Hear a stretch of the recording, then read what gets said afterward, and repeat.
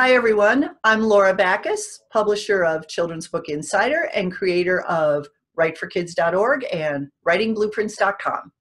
Hi, I'm Steve Swinburne. I live in Vermont and I publish nonfiction books, and I've been writing for over 25 years, 30 books, and I travel all around the world visiting kids in schools. I'm happy to be here.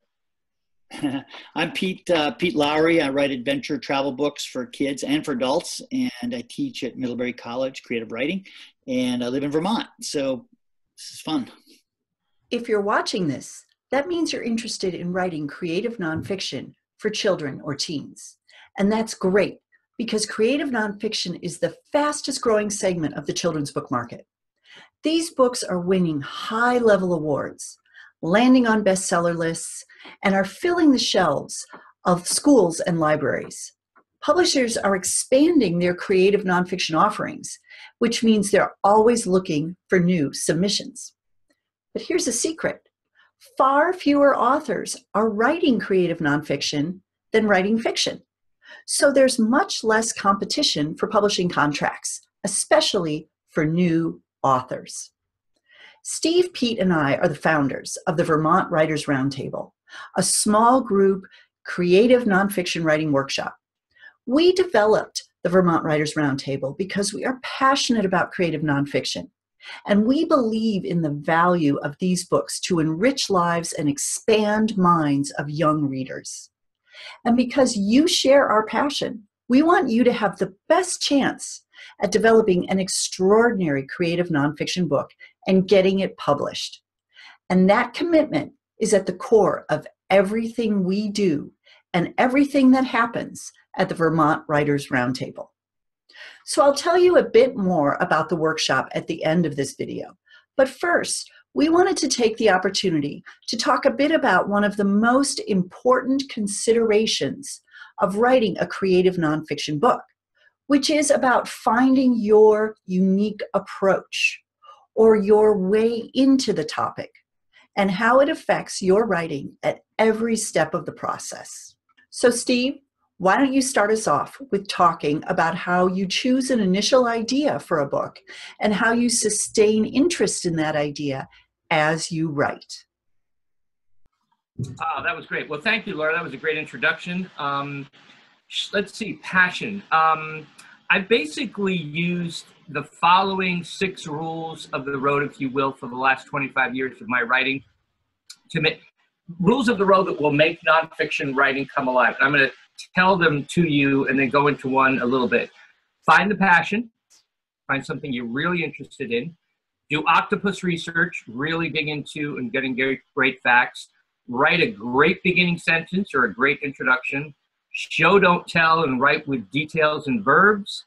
Tell your story in different ways. It could be poetry, a first-person account. And finally, let your writing chill or cool out. Let's look at that first one. Find your passion. You've got to find a subject that you're really fascinated with, that you're really excited about, because this process may take a long time and it's going to have to carry you through perhaps a year, maybe 2 years. Let me give you an example. I wrote a book called Once a Wolf, how wildlife biologists brought back the gray wolf into Yellowstone National Park. That book took over 2 years, and for 2 years, I basically slept, breathed, and ate wolves. Constantly learning about this subject, constantly looking at the issue, not writing about it every day, but really being involved with it, and finally making that proposal and sending it out. And that proposal, that book actually holds the record for my most turned down rejected book. Not rejected once, twice, or 3 times, but 37 times. And what carried me through that rejection process was my fascination and curiosity, and I just knew that this story had to be told. And finally, it was accepted. So you really have to have that excitement for your project that will take you through perhaps the rejection process and not be sidetracked. An animal, I'll give you another an example of an animal that I'm really passionately interested, which I haven't done anything about, is a giraffe. A buddy and I want to do a book about giraffes, and we've identified a biologist in Africa. And I'm always just kind of filing away information about giraffes. And I know at some point I want to get to Africa and work on this animal. And finally, let me give you a more recent example. This last summer, I documented with my iPhone the entire process of the monarch butterfly, going from egg to larva to chrysalis to adult. Now, I took hundreds of pictures, and I actually have an entire process of all of these stages of this monarch butterfly, but I don't know what the story is. I have to find the story. It's kind of like being an investigator, like a Sherlock Holmes. I don't know what the story is, but I know that there's something there, and I want to find it. I love William Zinsser, and if you don't know William Zinsser, I recommend really trying to find some of his books, The Art of Writing Well. He says, don't write about the entire city block. Write just about the corner.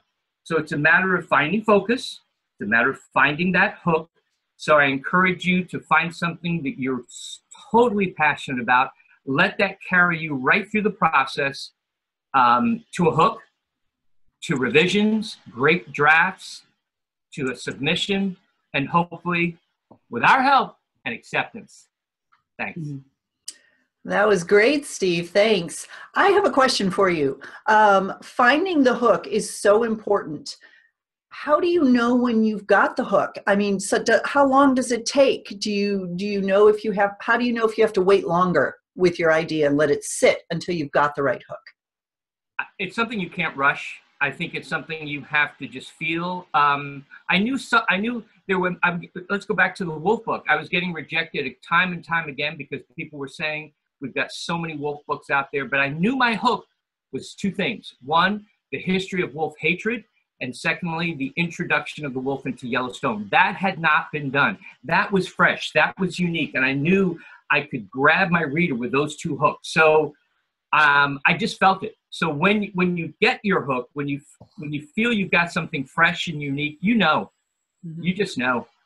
Yeah, that's great. That's great. Pete, do you have anything to add to what Steve said? Yeah, I mean, we all, one of the common sort of aphorisms of writing is write about what you know. And you're not going to stick with a subject probably unless you are passionate about it.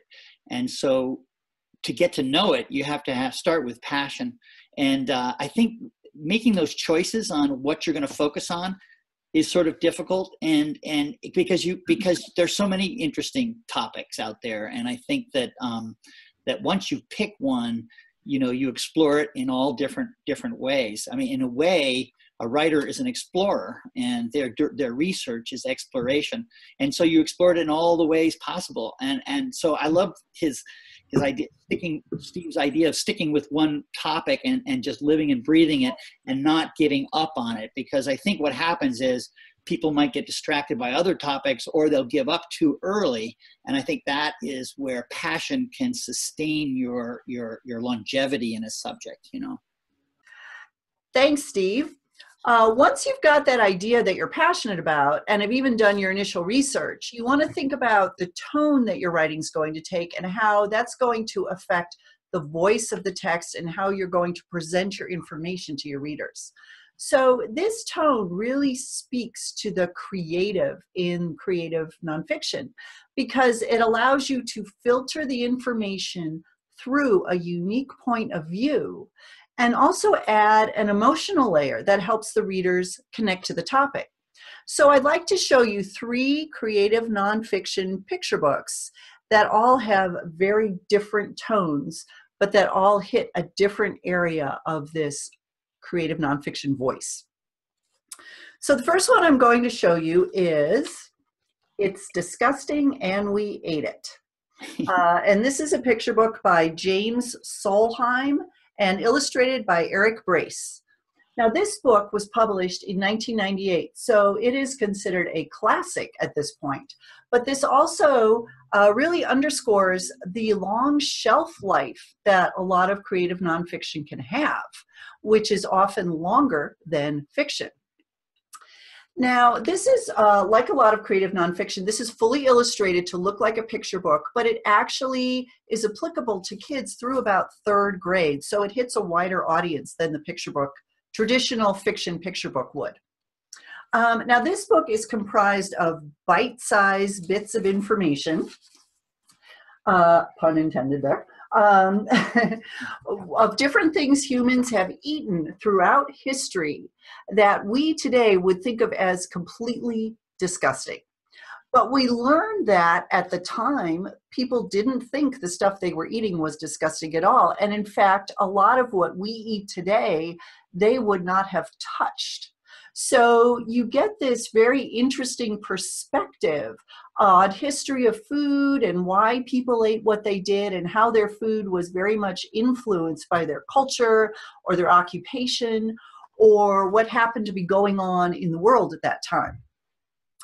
But it's also a very funny book. It's sprinkled with food trivia and jokes and poems and recipes. And so it takes a very lighthearted approach to one small slice of human history, but it uses this small slice to create a foundation for understanding a lot of different cultures.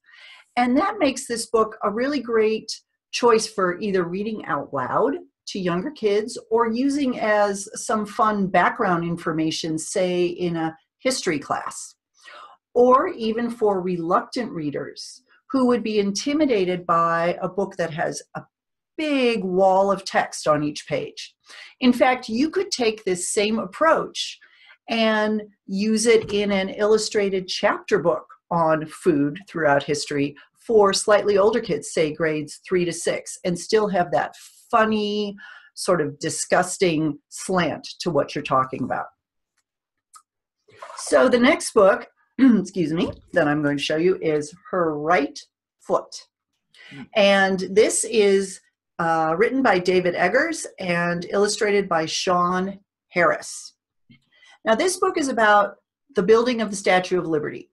And we've got a lot of other books about the Statue of Liberty. But what makes this book very unique and makes it creative nonfiction rather than traditional expository nonfiction that simply presents the facts, is the author's voice and the point of view that the author brings to this topic. So first of all, the author speaks directly to the reader in the book. So the reader immediately becomes involved in the narrative. So let me give you an example. I'm going to read you a couple pages here. So first of all, in this spread, the author's explaining how the Statue of Liberty was built in France in pieces because it was so big.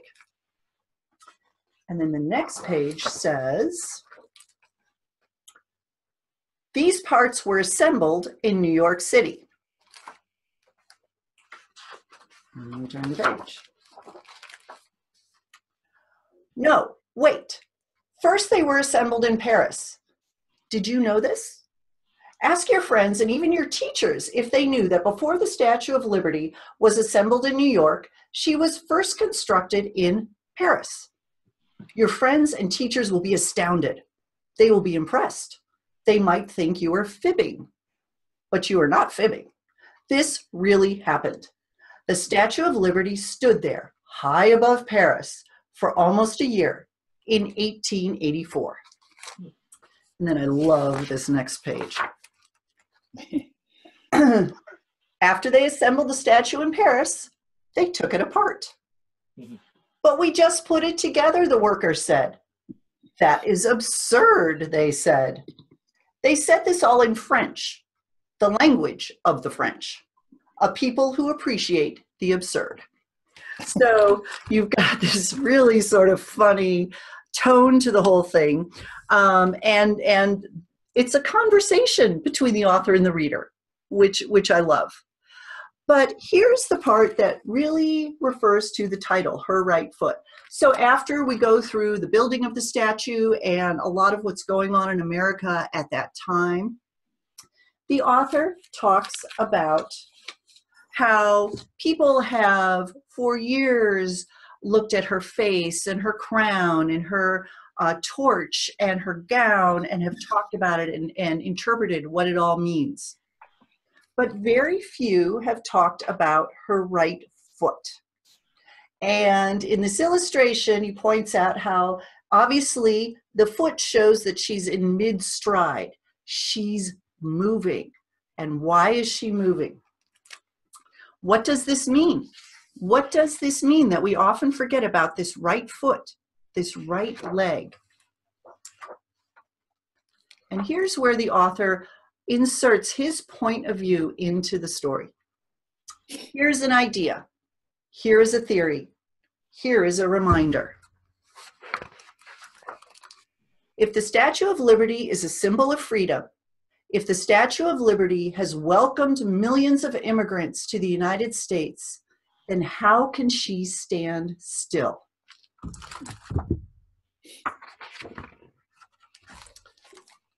Liberty and freedom from oppression are not things you get or grant by standing around like some kind of statue. No, these are things that require action, courage, and unwillingness to rest. And then he goes on to say how in his theory, she is moving out into the ocean to meet the immigrants who have taken their own action to come to America and create a better life for themselves. So you can do that in creative nonfiction. You can pose theories, you can pose opinions, as long as it's clear to the reader that that's what you're doing.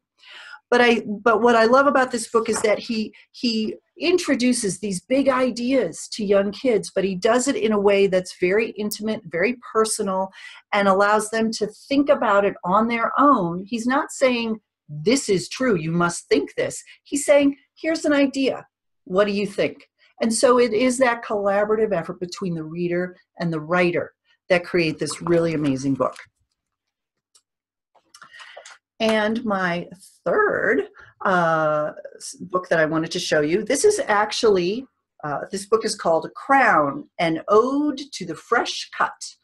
And it is by Derek Barnes and illustrated by Gordon C. James.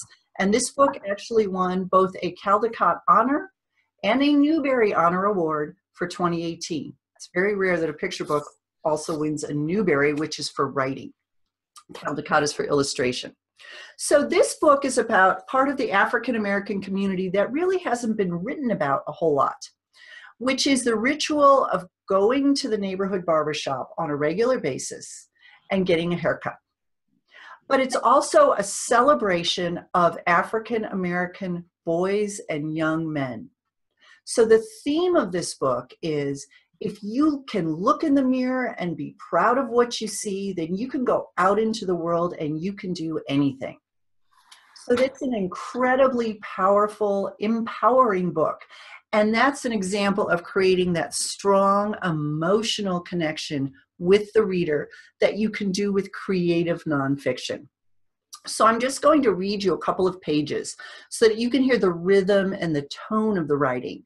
And you'll also see what I mean about this book being just a celebration.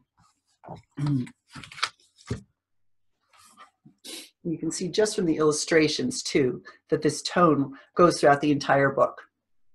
When it's your turn in the chair, you stand at attention and forget about who you were when you walked through that door. Sorry, these pages are very shiny and they stick together. You came in as a lump of clay, a blank canvas, a slab of marble. But when my man is done with you, they'll want to post you up in a museum. That's my word. He'll drape you like royalty with that cape to keep the fine hairs off your neck and your princely robes. It's amazing what a tight fade, high, low, bald, does for your confidence, dark Caesar. I love this spread. Who knows, you might just smash that geography exam tomorrow and rearrange the entire principles on a roll. A fresh cut does something to your brain, right? It hooks up your intellectual. You're a star, a brilliant blazing star, not the kind that you'll find on a sidewalk in Hollywood. Nope, they're going to have to wear shades when they look up to catch your shine. So, and then the book goes into actually the rituals of the barbershop and the other people who were there. But it's really, again, about that celebration of young boys and men in this community and how they can feel proud of who they are. And so that is a really great example of creating that emotional connection with a reader that you can do with creative nonfiction. Yeah, you know, Laura, I think that this idea of emotional connection is very much connected to what Steve was talking about and passion, because although you may not know what your story is exactly when you first start, as you explore it, you begin to discover why you're passionate about it, and so thereby finding a thread that you can use as a thematic thread in your book. And so in a way, the whole process is an excavation. And I love that idea that it's not just because you're fascinated by one topic and you're going to now spew all the information about that one topic, but you're going to somehow tease out the actual emotional center of it, which is only your particular view, but it's the one that you will make the book either make it or break it with, you know. So it's such an important point. Right. And you have the opportunity to put so much of yourself into a book with creative nonfiction that you couldn't do with that more traditional expository nonfiction. In those books, the author had to remain impartial and detached. Whereas with creative nonfiction, you don't have to do that. Yeah. Two things jumped out at me in your reading of these wonderful books, Laura. The voices, the humor, the sassiness, the honesty. And that's the beauty of creative nonfiction. You can have so many choices in determining your voice of how you want to impart your story. The other thing that jumped out at me, and it was one of the first books you read, It's Disgusting and We Ate It, when you mentioned the date, 1998, I love that because what we're talking about here is the shelf life of nonfiction. You might have a picture book that comes out in March, and I've heard stories, it's out of print by October. So nonfiction sticks around. Librarians love nonfiction. If you've got a book about Jack London, and we probably need a good book about Jack London, that book may stick around for years because we need that great book. And kids come in asking about manatees or Jack London or wolves, and those books are there on the shelf. So think about that as you start your project about nonfiction. Yeah, and as Laura was just saying, finding an emotional sort of center to your topic is essential. One of the things that I think happens to all writers, and maybe many writers who are applying for this workshop, is that they've been working on a subject for years and years and years, but don't really quite feel they've found a way into their topic yet, and don't sort of know thyself, so to speak. And sometimes it takes other eyes, not just a peer group, but you know, people like us, editors, and other writers, to be able to look at something that's been around for a long time. I've written so many books that still haven't quite found their mark yet, and I know they need work, but when I'm really passionate about a subject like Jack London, it's funny Steve should mention that, because I wrote a book called Jack London and the Klondike Gold Rush, and I've always loved Jack London, but I didn't really know at first why or how to approach it. I wanted to focus on the Klondike Gold Rush when he was 21 and 22 years old. He was a young man. I've always loved the Hardy Boys. I love the North. I grew up in Canada. So for me, Jack London, and I love gold, you know, I've written a lot of treasure books. So for me, Jack London was a natural, but I still had a hard time finding a way into it that would be successful. And to give you an example, I just as background, I started writing books, you know, informational books, first-person narratives like Amazon Maya, paddling rivers like Hudson River, Mississippi, et cetera, et cetera. Then I moved into third-person books like the Scientist in the Field series, where I'm not investing myself in it personally as a first-person narrator, but I am trying to get the character of the scientist who's studying these animals, try to capture their passion for their subject. And then I kind of moved into this new field, which seemed like a natural, where I would be writing first person, third person, I call it, which is you're writing in the third person, but you're trying to get into the shoes of the person you're writing about. So here I am up in the Yukon, visiting, traveling, doing my research, reading books, talking to people, reading all of Jack's Klondike stuff. And I come back and I put it together. I have a contract from Henry Holt, no problem. So I put together something that I'm rather proud of, and I send it to my editor, and my editor says, after a while, finally gets back to me and says, no, that's not at all what I had in mind. Absolutely not. So there I was with all this research, and I remember I was at the stove cooking with my wife, and I said, Melissa, I'm done. I'm done as a writer. I'm done. I'm giving up on this subject. And she turns to me and she says, this is a great opportunity to jump back into it and dive into it really and read all those books you haven't read yet and jump back into it. So within 10 minutes, I was all excited again. And I told my editor I would send her 12 pages of a new approach. So finding the approach was the issue for me. And since I am a bit of an academic and I love information, I'll show you the version of the first draft in a second, and then I'll read you a piece of how it kind of turned out with a different approach, a more personal approach. But my editor pointed out that basically it needed less academic sort of quoting of Jack, for instance. I had huge quotations from Jack London's work. Why would I say it any differently? I mean, how could I say it better than Jack London? So all I did was, when I was taking him over the Chilkoot Trail and down the Yukon River to Dawson, where the gold rush was taking place in 1897, I just quoted Jack. Why would I do anything different? I mean, in a way, I would be an imposter if I were to try to describe the scene better than he did. He also said that I needed more character. I needed to develop his character more, obviously, and the characters that surrounded him. I also needed to make it come alive because it lacked vivacity, and it needed to be told in my own words. Well, that seemed like an impossibility until I started putting it together. And I began to realize that if you imagine yourself in Jack's shoes, where you're kind of doing a fictional nonfiction almost, which is very popular today.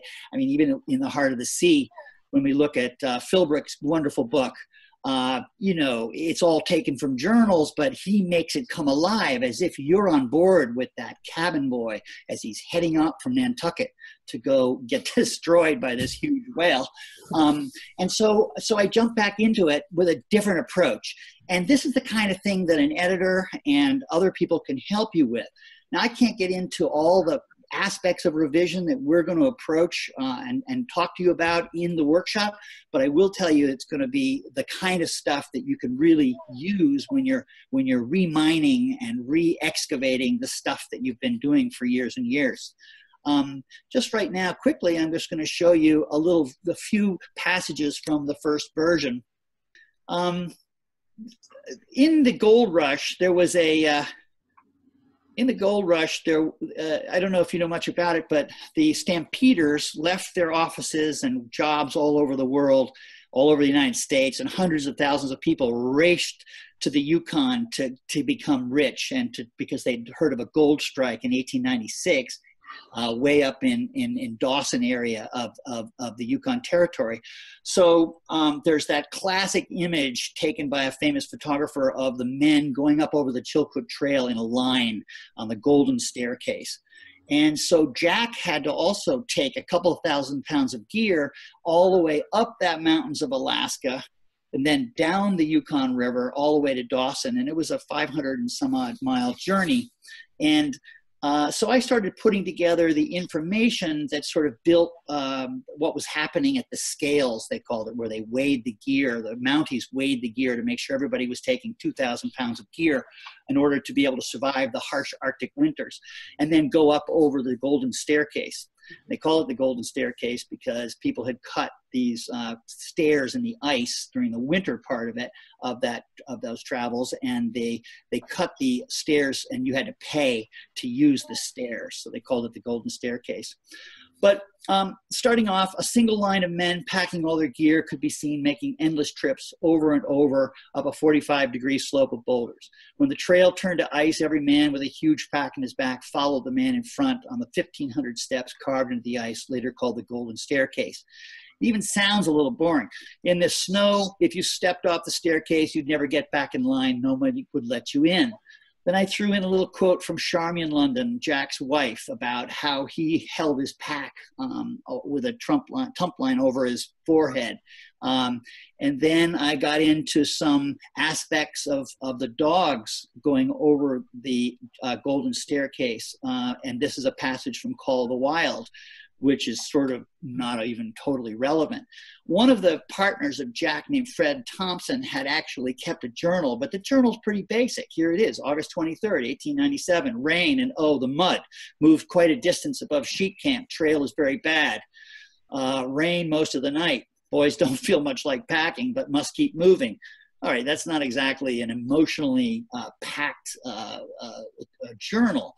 Then there's my friend David Neufeld, who's a historian from the Yukon, from Whitehorse, and he describes in a much more emotional way going up over the Chilkoot Trail, the driving thick rain, already soaked. We moved across a field of rippled ice, footstep sliding in a different direction, the water in our boots sloshing, et cetera, et cetera.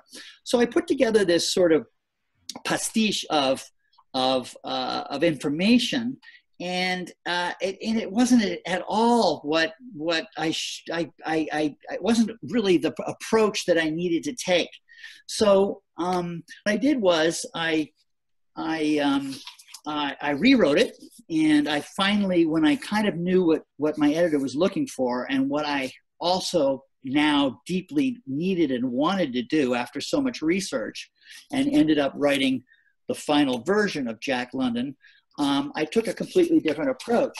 I'll just read you a little piece because it shows you the emotional difference, the difference in emotional investment here. The scales. On August 27, Jack finally lugged his outfit above 3,000 feet, where the shrubs of the subalpine zone, caressed by swirling crowds, looked more like animal apparitions to the minds of exhausted men. No trees or shelter, only the stacks and stacks of provisions the miners would carry in hundreds of loads on the last terrible leg up and over the summit. The Scales was indeed a pitiful place, full of crazed men in a cul-de-sac at the foot of a rock wall. Yet in all that gray, Jack noticed the unexpected dots of color where men had thrown bright blankets on the boulders to dry. The scene above the Scales sent terror through Stampeder blood. It was a sheer wall of mountain with a tiny, thin line of humans leading straight upward. On August 28, 1897, Jack and his partners finally joined that long string of stampeders, pushing for the top. Everywhere along the trail could be spotted discarded gear, bits of worn-out boots and tin cans, and even crates and bags of flour, left there by men who had panicked at the sight of the last push to the summit. Out of the corners of his eyes, Jack saw remnants of glaciers. At times, he had to crawl on hands and knees from boulder to boulder, where stubborn mosses and hardy lichens thrived.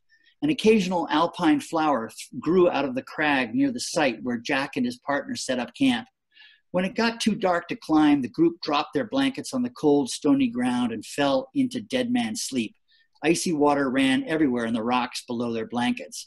Then the wind howled like the voices of ghouls.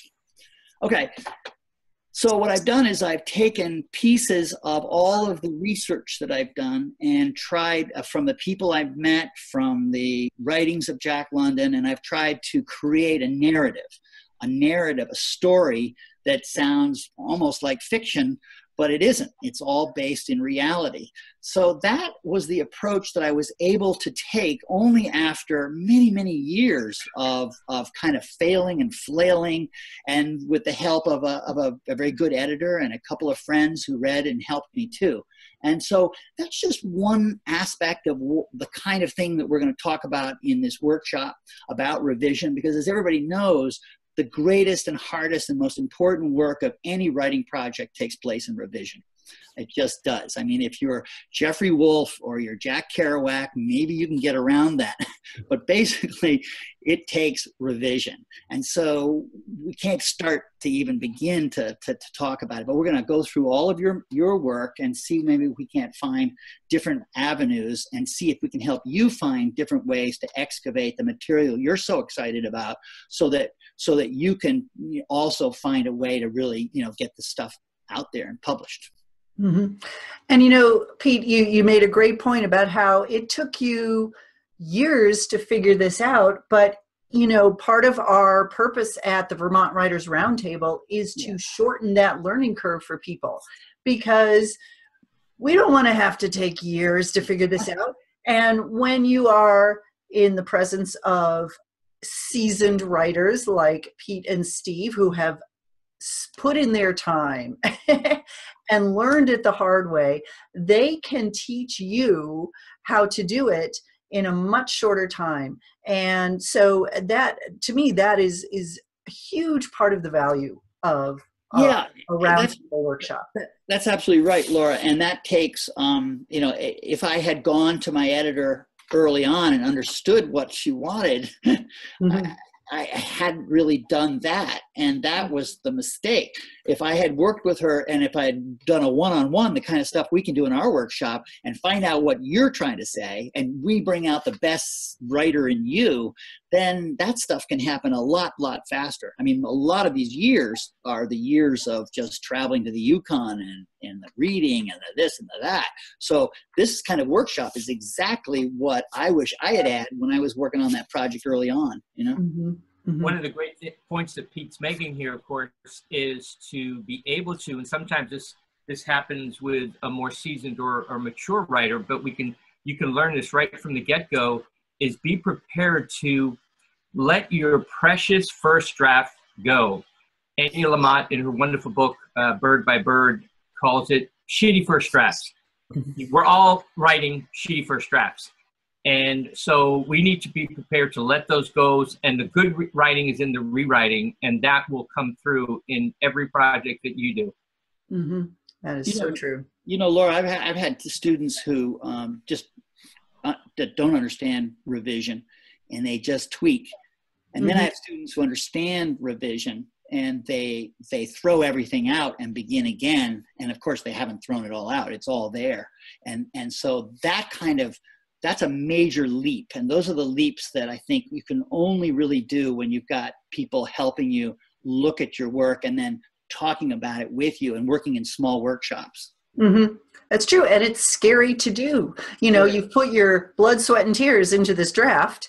And then to think about starting over or changing big chunks of it, a lot of people don't have to start over from scratch, but altering a lot of it can be very scary and depressing for some writers to think about. About the Vermont Writers Roundtable, we are providing a really safe environment to mm-hmm. do this. This is going to be 2.5, 3 days of really a safe place, a refuge where you can pull apart your precious first draft, and we're there to mentor you and guide you. And it's going to be a really growing and evolving, and it's a discovery of what your project's all about. Great. I just have to say this, but when I talk to young kids about revision, I use the image of a rocket. And if you have a rocket and you're shooting for the moon and your calculations are off by a fraction of an inch, then you're going to miss the moon by miles because the deviation gets so great. Now, if you go back when you're revising and you revise your calculations and you get them right, now you've made your sort of what seems to be an error, but you've actually learned about the calculations you need to know. Now you set off your rocket and you hit the moon. Mm-hmm. I mean, in a way, you've done all the work on that first shot to really help you with the second shot. Exactly. And the skills you're going to develop at the Vermont Writers Roundtable, you can then take and use on your next book and your next book and your next book. These are things that are going to become a part of you and a part of who you are as a writer. So they're not going to just apply to this manuscript. And that's another very exciting outcome, I think, of a workshop like this. It's going to be part of your writer's tool belt or your writer's tool bag. something you carry with you in each and every project. So we're really giving you a get up and go to become a great writer. So please go to VermontWritersRoundtable.com and download your free info packet and application. Beginning writers are welcome as long as you have an idea you're passionate about and the first draft of a picture book manuscript or an outline and the first chapter of a longer work. Because we limit the roundtable to only 15 participants, spots fill up quickly, so don't wait. Pete, Steve, and I are committed to helping you discover and develop your best book. We're convinced that the Vermont Writers Roundtable is going to change the way you write creative nonfiction forever. We're very excited about this workshop, and we really hope you'll join us.